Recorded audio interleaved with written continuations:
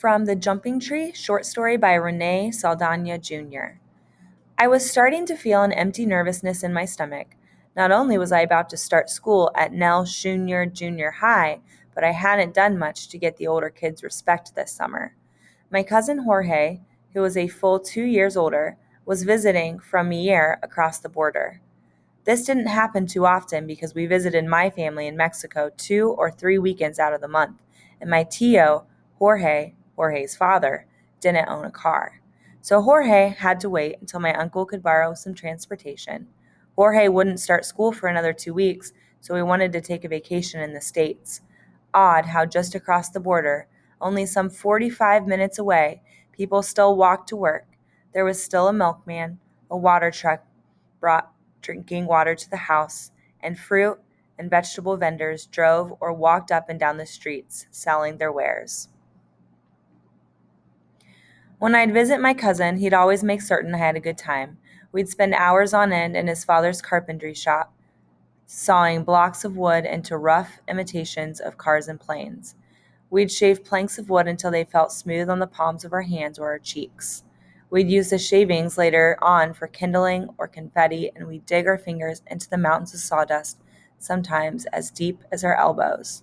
So when he came up to Panitas, I wanted to make sure that there was always something doing.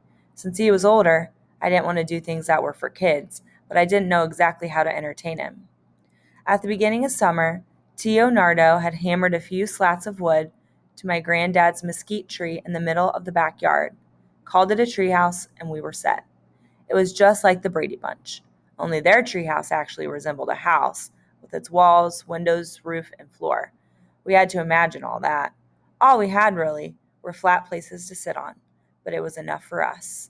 One day, after Jorge arrived, Ricky was over, and we came up with the jumping and gymnastics competition. Actually, Ricky came up with the idea because he was good at that stuff. He was always saying, "Look at this." And he'd tumble, pop a cartwheel, flip backward, or walk on his hands. Once, he even walked across the top of a fence like a tightrope walker. Its sharp points didn't seem to bother him. Ricky explained the rules, and we stood under the mammoth mesquite. "Okay, we're going to climb the tree and start from there." He pointed to the slat where I normally sat. "Then jump down to that branch there and grab hold." His fingers slid across the sky from the plank to the branch and stretched out below it. Easy enough. Then, whoever can do the best trick is the winner and king of the world. "What do you mean by trick?" asked Jorge. "You know, flips, swinging back and forth, then letting go, seeing who can land the fanciest." All this time I'm thinking, okay, jump, grab, let go, and pray I land standing. No fancy schmancy stuff for me, just do the thing. But Jorge was the oldest of us and the strongest. Ricky was the gymnast, and I was the youngest and the smallest, the one who had something to prove to these guys. I had to go through with this deal. I had to prove that I could belong to this group, could be a man. "Orale, pues," said Jorge. "Let's climb up." And so we did, hand over hand, foot after foot, until we all reached the top, and we sidled to the edge of the jumping place.